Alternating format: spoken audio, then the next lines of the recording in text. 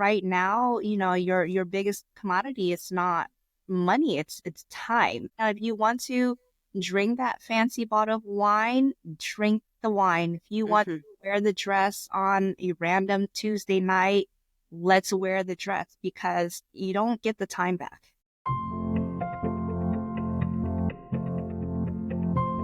Hey guys, it's Casey Barneson, and welcome to the Mindful Malibu Morning. This is a place for conversations surrounding self-development, personal growth, mental health, and wellness, helping you to live a life full of passion and purpose. Episodes are released every week. You can find and follow me on Instagram at the Mindful Malibu Morning. You can watch and find additional content, including meditations, on YouTube at the Mindful Malibu Morning. Today's special guest is with Linh Snyder, college counselor at Malibu High School and mom of two. Linh talks about her personal experience after losing her home in the Thomas Fire in Ventura in 2017, coming full circle to her work as a counselor at Malibu High School, where she currently is helping and supporting her students and families who have been affected by the Palisades Malibu fires. Linh talks about her journey from losing her home and how it has shifted her perspective in her personal and her professional life. Today's conversation with Linh has so many nuggets of inspiration. Whether you have currently gone through something traumatic or experiencing loss or grief, or you've gone through something big in the past, or you're simply looking to add more intention and patience, Linh has a really wonderful perspective on life, how she prioritizes work, her kids, and how she is finding her standing ground in her community and how that's really helped her rebuild after the fires and come out of that grief and that loss. Today's conversation was one that I was very much looking forward to, and I know that you guys are going to enjoy it as much as I did. If you know someone that could benefit from this episode, please share the show.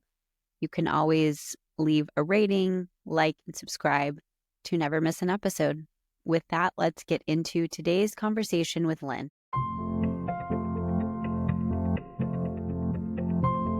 Hi, everyone. I am so very much excited to have Linh Snyder on the podcast. Linh has been a really phenomenal colleague and has become a very close friend to me. Linh is currently the college counselor at Malibu High School. Linh is in her 9th year at Malibu High School and is in charge of the entire college counseling program. And not just college counseling, mind you. Linh helps students with post-secondary options and planning and preparing from 9th grade through 12th grade. In addition to that, Linh actively participates in speaking conferences. And oh, by the way, she's a mom. You have 2 little ones, and we're going to unpack so many things today. You are someone who is always inspiring to me. You're somebody that I pick up the phone and call when I have a dilemma, something I need to weigh. You're very decisive, and we're going to unpack not only the professional stuff with you, Linh, but just this personal journey that you've been through in the past 7 years now, and growth in your professional and your personal life. In 2017, your family was affected by the Ventura fires and you lost your home. You lost everything. And that was right when you were starting at Malibu High School. You'd finish up your first year, having your first child, your daughter. There's a lot to talk about here. So thank you, Linh, for being here. Oh my gosh, an honor to be here, to sit here and chat with you, Casey. Yes. The Mindful Malibu Morning is really rooted in talking to people who are living their life in a way that's very intentional, very inspiring, very on purpose. We can all go through life and we all have 1,000 things that are happening to us during our day. But the reason why I wanted to sit down and have a conversation with you is because I feel like you are somebody that is very intentional about the things that you do, how you approach your day, the choices that you make in your professional and your personal life. And that's why I thought you'd be a really fantastic fit for this show. I love it so much. I can't wait for our conversation. Yes. So let's get started. You have, there's so much to unpack here. First of all, you have this giant program that you're running at the high school, and you're in charge of helping students really facilitate and get to that next step beyond high school. But you're with the students in high school, helping them through crises and trauma. And you've also been through a huge loss in your life. So let's kind of go back and talk about what happened in Ventura and where you're at now.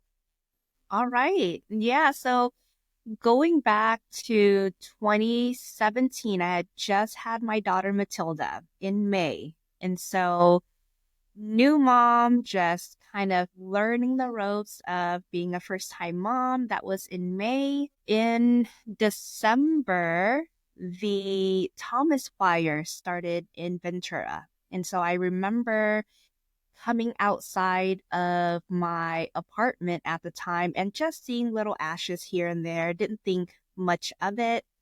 Went to bed probably around 9 o'clock. And by the time midnight hit, we get a call from outside of our window, and it was the fire marshals telling everyone to get out. We grabbed our diaper bag, we grabbed our wallet, we grabbed our car keys, got Matilda, my husband, in the car, thinking we will be back. And so that was what we grabbed. We head down to the car. And I think at that point was when we knew that something was happening, because we were the last one out of our apartment. Our cars were the only one in the driveway. And so we drove off and we went to my sister's place and stayed the night. And it wasn't until I saw our apartment on the news on fire when I realized we lost our home. And that was how we found out we actually lost our home. Oh my gosh. I think in that moment, I was still in disbelief. Didn't really see that we had lost everything. And I remember the following morning, my husband went to get us some coffee, and I remember him calling me and asking me what I wanted for coffee at Starbucks, and I said get whatever. And the lady behind him was hearing this conversation, and she found out that we had lost our home, and she was like, "Whatever you guys want, just take it, and this is our community. We are here to support you." And I think in that moment, I was still processing everything, but it was okay. We lost our home. Mm-hmm. We move forward. I mean, to go from leaving your house expecting to go back and not necessarily having the mindset of, okay, let's grab our valuables. Let's grab, like, I moved to Malibu and I'm in a little bit of a more northwestern part. And luckily we've been safe from the fires that have happened currently, but we're always preparing because we are in a fire zone. So we've got boxes, we have all these things, and we've practiced it. And so many times, even in high winds and emergencies, we've packed our cars, and, you know, it is what it is from there. But for you to go away and not necessarily have like, oh, I'll go back. Like it's probably fine. And then the next morning, and to see that on the news, I can't even imagine it probably just didn't feel real at all. It didn't feel real. And I think that, you know, that was probably the biggest fire at the time in Southern California, was the Thomas fire, Ventura. And so, you know, the following year was when the Woolsey fire in Malibu happened. And so just being in that same space where a year prior I'd lost my home and everything that we had built up until then, to now shifting my focus on the community of Malibu where I've worked at. And I wanted to make sure that the students felt that my office was a safe place for them. I was to help them process, because I knew firsthand what it was like to lose completely everything. And so obviously, you know, took over the community of Malibu. our school was shut down for a very long time. And I think Mhm. that time it was still trying to connect with our students, still trying to connect with our parents, still trying to make sure that we are here for them. And at that moment, school didn't really matter as much as making sure that they were okay. Mhm. And safe and supported. I mean, you're a college counselor, but you're a counselor first, right? It's we can't have conversations with our students about where they want to go to college or what career or major they want to choose if they're feeling unsafe or scared or they don't even have a physical high school. They lost their home.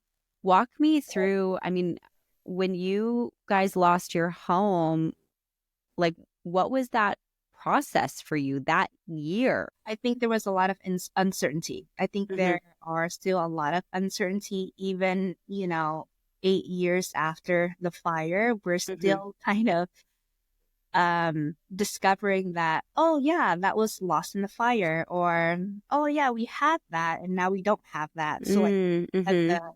the things that came out of the fire was how my perspective have changed a lot as an individual, as a mom, as Mhm. a college counselor. My perspective have completely changed after the fire. And I think one of the biggest thing that has changed was how I spent my time. And by that, I mean, I was a new mom before I had a set schedule. We went to work, Sure. we came home, we made dinner, made sure the baby was okay. She was, put down for her nap, and then we would catch up at the end of the night. Mhm. Now with after the fire and losing everything, I'm finding that my time is so valuable with my kids, and now I have Matilda and Cameron. And Yeah. so with my two kids, I'm finding that, we don't get that time back. Once you Nope. lose time, once that time has passed, you Mhm. can't get that back. So right now, your biggest commodity is not money, it's time. And so I'm finding that I'm very intentional with spending that time with my kids, because at the end of the day, when they're home at school, I have maybe 3 hours with them Mhm. before they go to bed. Wow. And That's so, kind of a crazy concept to say out loud.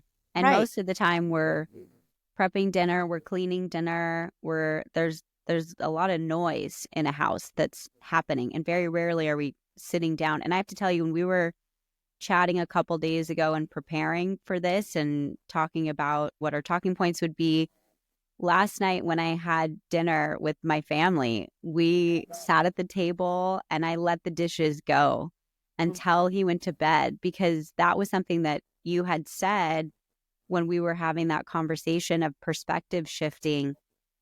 And I'm pretty neurotic when it comes to, I want the house clean, I want things tidy. But I thought I could do the dishes now while he's crawling around the floor, or I could do them when he goes to bed. And I sat and I watched him play, and I really like cherish that, because, they're only going to be their age for a certain time. This moment in our life is going to be gone. And all we really have is that present moment and the people around us. So yeah, it's wild. I think especially with the little ones, they're not going to remember the fact that, you're working. They're not going to Mm-hmm. remember the fact that you have to do overtime. What they're going to remember is the memories that you're creating with them. And so I think in that small 3 hour window from the time that they come from school to the time they go to bed, I want to make sure that they know that, their mom is right there with them. Either, I'm playing with them, I'm reading them books, I'm asking about their day. And, the dishes can wait until, they go to bed. We Mm-hmm. stay up and clean and stuff. But I think, after the fire, I felt like I didn't have to be perfect. I didn't have Sure. to have a set schedule where everything had to be done in a certain way. Mm-hmm. It's changed that. It can be messy, and that's okay. It's okay. It's okay to make a mess.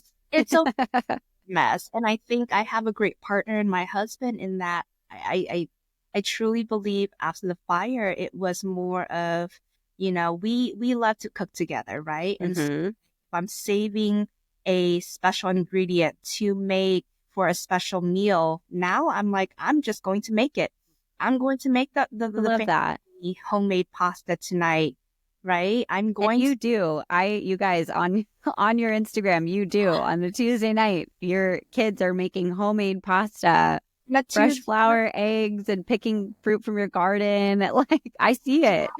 So why not, right? Yeah. Tomorrow's no promise. And so, like, Mm-hmm. if you want to drink that fancy bottle of wine, drink the wine. If you want Mm-hmm. to wear the dress on a random Tuesday night, let's wear the dress because, again, you don't get the time back. You don't get the For time. sure. Hmm. I Something that resonated with me that I think would resonate with a lot of people, especially moms. You said, they're not going to remember the hours that you worked or the overtime that you worked, but they'll remember the memories. And I think a lot of times we think like time in the sense of hours instead of time as in like engaged active time, because I can spend 6, 7 hours with my kid, but if I'm like on my phone or if I'm talking to someone, if I'm watching TV or cleaning and not really paying attention, versus, if I sit down and I'm engaged for 2 solid hours and I'm creating those memories and creating those moments. And I think a lot of moms for sure, I definitely have felt this. You feel guilty for, going to work, or if they spend an extra hour at preschool or after day school or whatever, because you need to get your stuff done. That's not necessarily a bad thing. Tell us how someone who might be struggling with that, like how I do you think get that focus? Because you're very engaged in your career. You go to conferences, you speak, and but you are very good about choosing what you take on and what you don't. But you do it in a way that's like respecting your career and the advancement in that, but also respecting your space as mom, I think mom guilt is very real. I for think sure. that as mom, we wear a lot of hats and we tend to want to do a lot of things that will make sure that we're okay, that our partner is okay, that our kids are okay. For me, what I'm finding helps me is setting boundaries and limitations on the things that I'm doing at work versus the things that I'm doing at home. When I'm at home, I'm just home. I'm mom, I'm a partner. I'm not Mm-hmm. bringing up anything that has to do with work because I'm going to let work be at work. And Ooh, so that's hard. That's good. That's and a it good boundary. and it took me a long time to figure that out. Probably a year or two into my work at Malibu where I realized that I had to set some boundaries because as the kids are growing up, as Matilda is more engaged in her schoolwork, I want to make sure that I'm there for her as well, and that Mhm.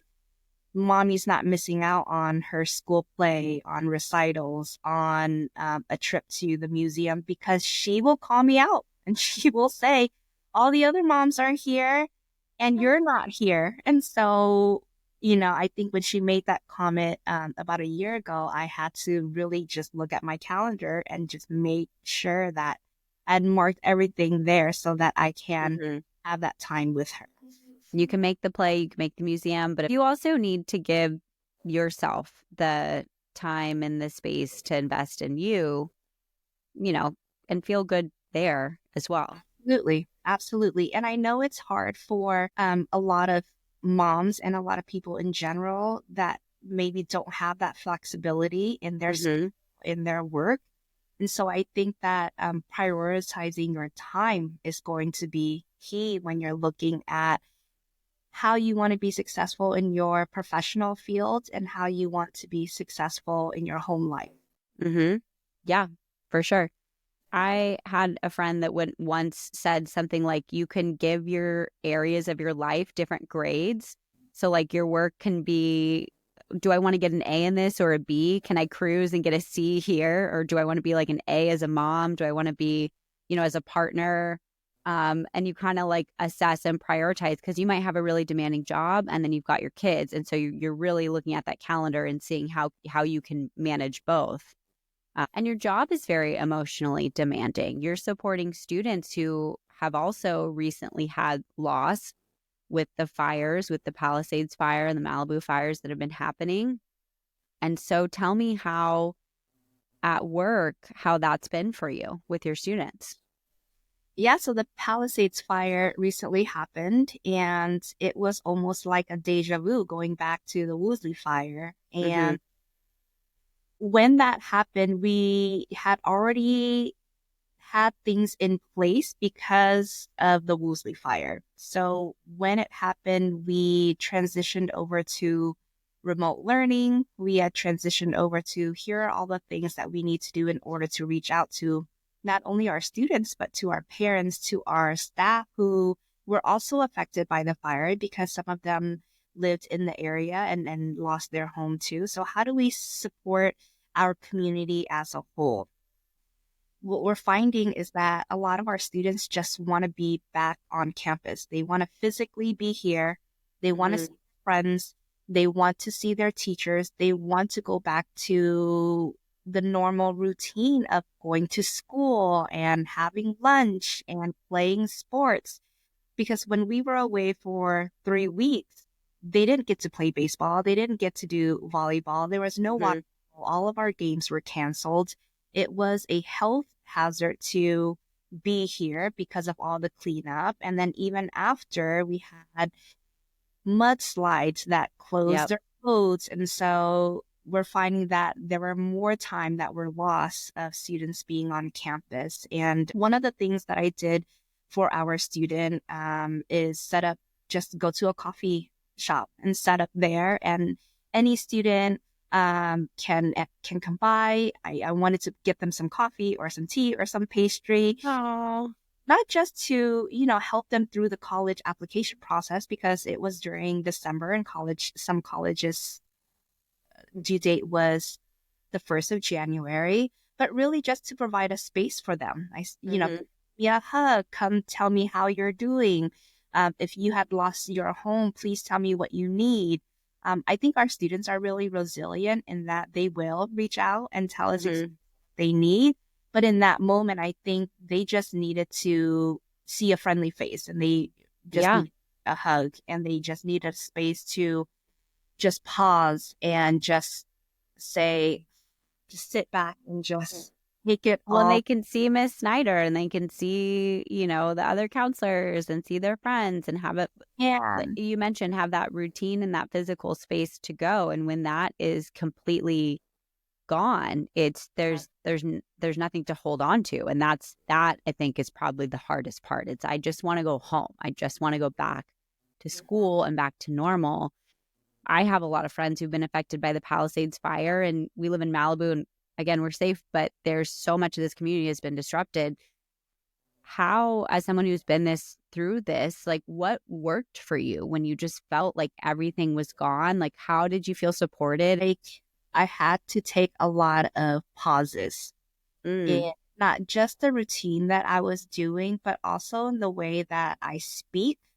Because when I'm speaking with students now, before it was, they're coming into my office, they're telling me what their hopes are, what their dreams are, what type of colleges they want to apply to, what their career ambitions are. And then we're giving advice. I'm saying, okay, here's a list of colleges that have these majors. Here are programs where you can really fine tune your interest in engineering, in becoming a doctor. I think now my conversation is more, let me listen to understand instead of listening to respond. And so I'm really taking in the student's story. I'm really mm-hmm, taking in their needs and I'm really understanding where they're coming from mm-hmm, before I just give them a response or give them advice. Because what I'm mm-hmm. finding is oftentimes they just need to hear themselves speak. And when they Yep. hear themselves speak and say, wow, I didn't look at it that way. And I said, I think you just needed to say it out loud Yep. has helped you to make your own conclusion. Because I think as counselors, we want to give advice. We want to We help want to fix it. we want to fix them. But I think oftentimes now after the fire, my perspective has shifted in that Mm-hmm. I want to listen, but I also just want to give them options for them Mm-hmm. to have autonomy and decide for themselves what is a Yep. good fit for them. Yeah. I mean, in counseling, and at the core of the training, it's your job is not to fix and provide solutions. It's not your job. Your job is to help the individual that you are serving and sitting down with to come to those conclusions themselves and to unpack what's going to be best for them.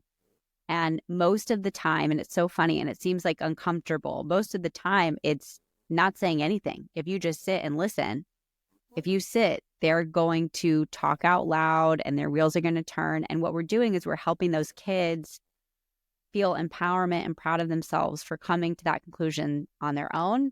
They're going to feel more excited about whatever it is they're choosing because they chose it.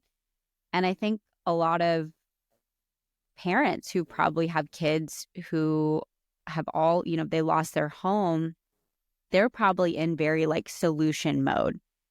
Your school is gone. Let's put you in a school. Let's put you in a new sport. Let's get you here. Let's get you there. And it's that I really loved what you said about the listening and understanding because kids will talk. You just have to give them the time to do it. But I think a lot of parents can resonate with that as well because so much we feel like we are in charge and we know the answer, and especially as counselors too. And when you provide the space, so many, magical things can happen because of that. Right, right. And I think the other thing that has helped me is finding my community again.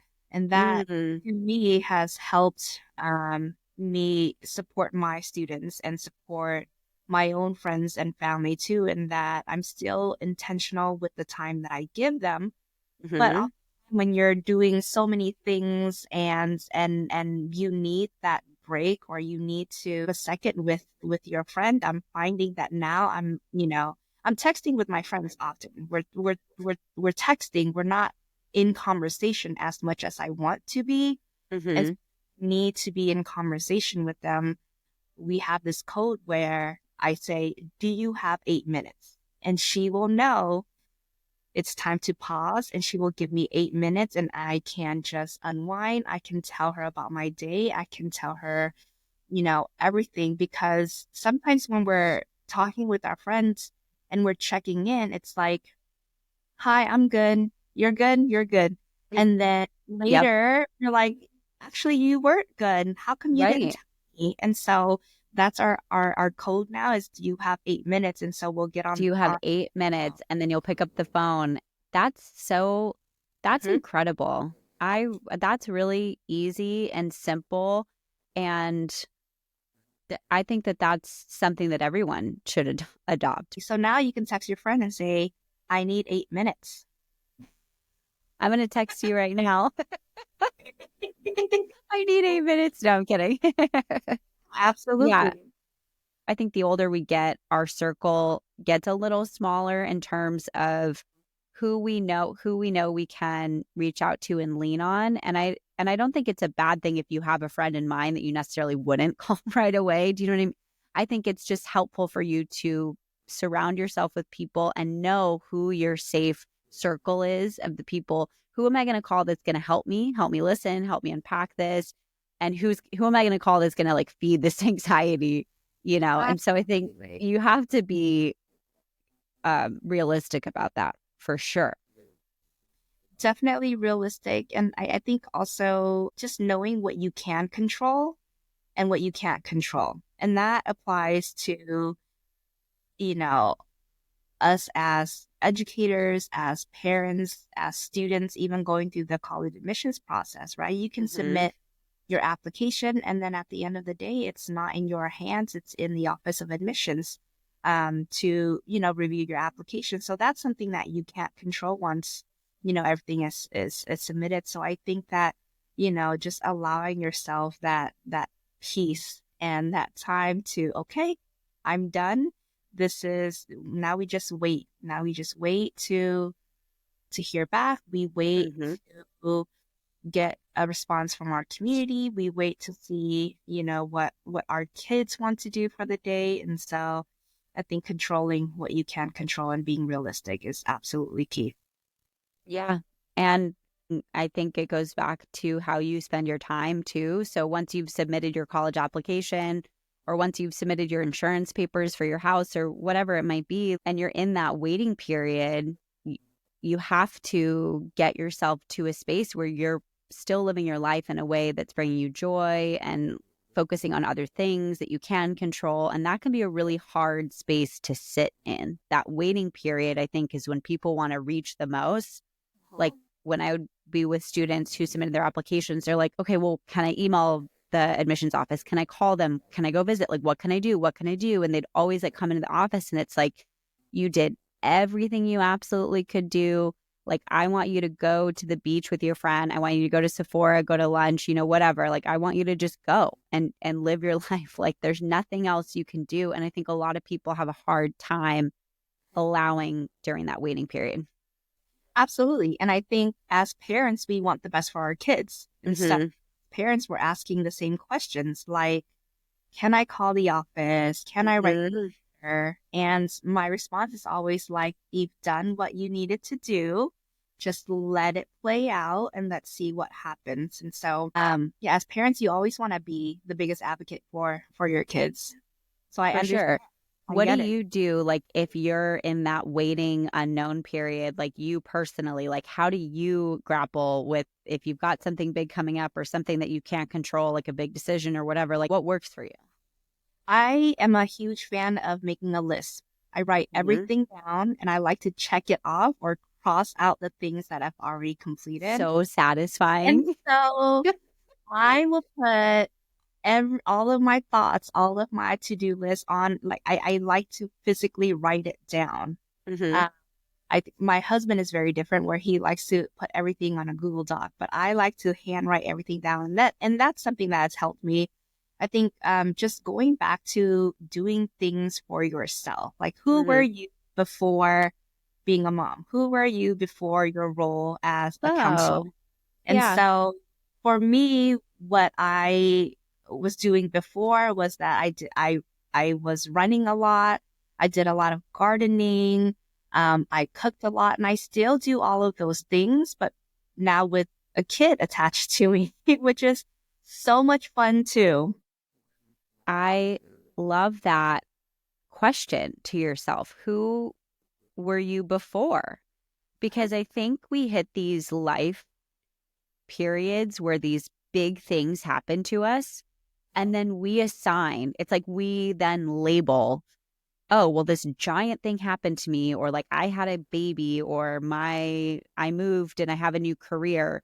So my whole world is different and I can't do anything. Like it's like you're like paralyzed a little bit. And it's that a little bit of a victim, like, well, this is who I am now. And it's so simple to ask yourself that, like, who am I before? I hadn't surfed since having my son and like a bunch of other like hobby things. And I had a really hard time with like finding my identity. I love my career and a mom is so all encompassing when the baby's so little. And I reminded it literally was that I went out and I surfed and I was like, I don't care. I'm getting in the water. Like I'm getting on this board. I'll get the biggest board I can. I'm going out. I didn't even look at the waves. I just like put on the wetsuit and walked out. And when I got out, I was like, oh, like, duh, obviously, like I could do this. Like I could surf for 1 hour while my son is, with somebody else or whatever. Like I can still do all of these things. Just because I've become a mom doesn't mean that it doesn't have to. But I think we forget. I think we get comfortable in our new state. I think we get scared in a new, it's when something feels all encompassing, it's hard to step out of that. And you kind of remind yourself of who you are individually outside of everything else. And I think that makes you a better wife, a better mom, better at your job. Like we're just happier. You're reminded of the things that makes you happy. And so when you Mm-hmm. are physically on the surfboard or in the water, it Mm-hmm. reminds you of who you were Yeah. and gives you a sense of purpose, a sense of belonging, a sense of, wow, like this is great. And this is why I did this in the first place. And so it feels like home. Oh, it does. It does feel like home. I love that so much. You do such a good job being a mom and a counselor, and I'm really impressed with the the boundaries and limitations that you put in place to allow yourself to really run your family and your career in a way that I look up to, and I think it's amazing. It's really, really incredible. Oh, thank you. I think when when someone go through something like this, it really does change your perspective, and it really Hmm. gives you a lot of patience and kindness, Hmm. and again, the value of time, because Nothing else matters. Nothing else matters. nothing else matters. I remember just before the fire, we had gone on this big Costco run and we bought all this ice cream. And the fire, that was the first thing that we had joked about was, oh my gosh, we lost all of our Haagen-Dazs bar. And now every time we see it, we're like, oh my gosh, should we get it? Should we not? And that, that's been kind of an Like the ongoing. joke for yourself. Yeah, yeah. Oh my gosh. It's true though, when you think about like what bag would I pack? Like what, Mhm. I don't know, during this period of unrest that a lot of families are just entering, like they just lost their home. It can be frustrating to hear, oh, you can replace, at least you have each other. You can replace everything, because when you're in that initial trauma and that initial grief and loss, that's a really delicate time. And I do want to just mention, like, you don't have to downplay the heaviness of what this is right now when you are in like a crisis trauma ground zero moment that a lot of our friends and families in our community are in this moment. But it does get better. It does. It gets better. And I think for a lot of students, it's not just a certain time that they're dealing with grief. Grief Mhm. can come at any time and it can hit them, very strongly at certain times. Or there are things that can trigger them where they feel like they need to pause for a second. And so I'm finding that too through years of grief and losing our home. Mhm. It's that, I need to just take a moment or take a second. Yeah. So with our students, next year going through the college application process, they're probably going to talk about it in their college essay, or Hmm. probably going to have to explain to college admissions why there was a slight dip in a class where, Sure. they didn't do so well because we weren't in person for a whole month. And so Mhm. I keep telling them, let allow yourself to be not okay. Yeah. And Oh, be where you are. and be where you are.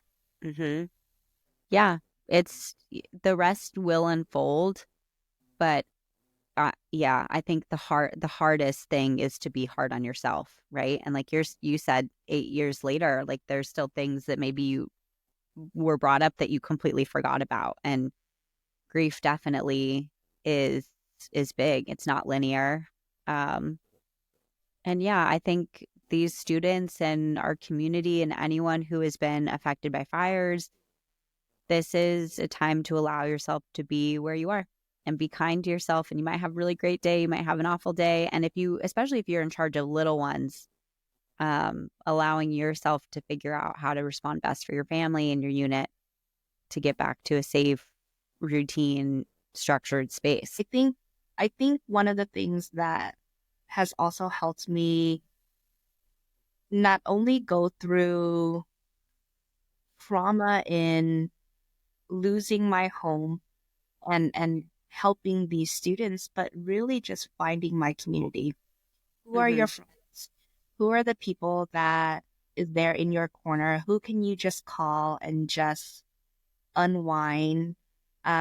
This past cycle of the loss of homes in Malibu with the Palisades fire, I knew I had to do something because this was the community that helped me rebuild when I lost my home in the Thomas fire. Literally, I think the parents of Malibu um, rebuilt Matilda's entire nursery when we lost our home. Wow. So I knew that this was very personal to me. And Mm-hmm. so reached out to a couple of clothing brands. They had brought in 20 boxes of brand new clothes for our students and our parents and our community. I partnered with a lot of folks on the admissions side to do a financial aid Mm-hmm. workshop for our family who is now at a change in their financial Sure. situation where, Yeah, you know, absolutely. they have lost their homes, they're trying to rebuild. And so, how is that going to affect their kid going to college? Mm-hmm. You know, it may cost $90,000 to attend a college, and that has shifted a little bit too. So, giving the community that information about, I know that you're going through a hard situation right now. Let's give you some information so that you can make an informed decision. And so Mm-hmm. partnering with the admissions folks and financial aid folks and getting, colleges to extend their deadline, Mm-hmm. giving families, communication so that Yeah. they can make that decision for themselves was really important this time around. I think that's so incredible. And what a story for, I mean, what a world for you to have personally gone through this in a community that helped you.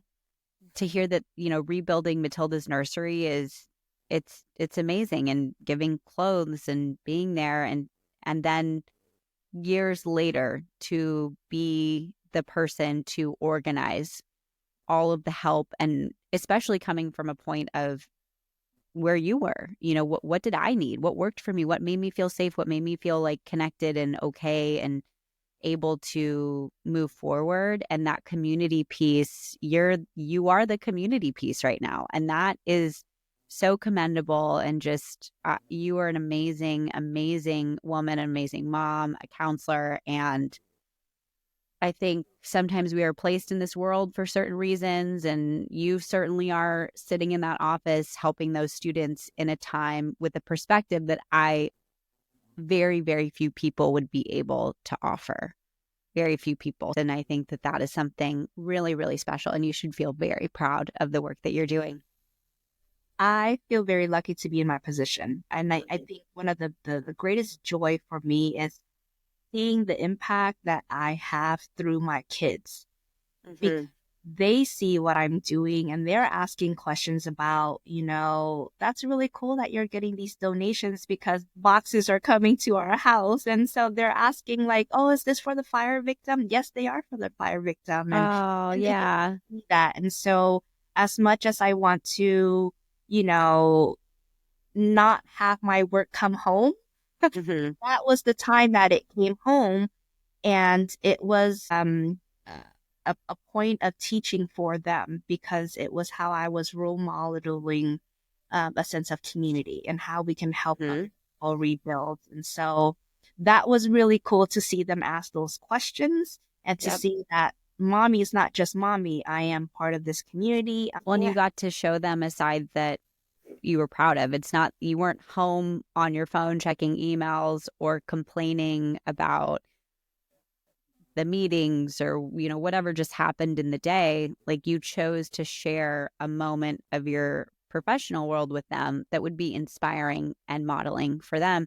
And I think that that's, it's really easy to come home and complain or gripe or whatever, and to make it a poignant choice that you will leave work at work. But if it's a positive reflection that your kids can be a part of, what a special thing. They're seeing service, they're seeing help, they're probably connecting. Matilda, I know she was a baby, but probably connecting, later on in life. Like, you don't know what seeds you're planting for her and for your kids, who way later on might want to take that and run with it in something because they've been exposed to it. And I think that that's really special and that's really beautiful. Yep. I love it. I love those two little kiddos. Gosh. Well, Lynn, if there is there one kind of parting piece of advice or words of wisdom for our listeners? Just you've been through so much. Your professional, your personal world. You have so many insights here. What's kind of your final words of wisdom?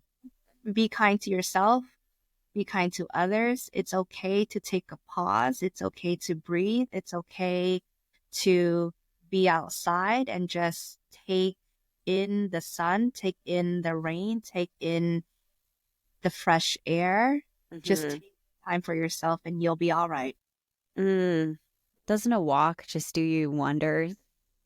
It does. It does. Just to walk outside, let me feel the sun. Smell the air. Yeah, just The let me get roses. a reset.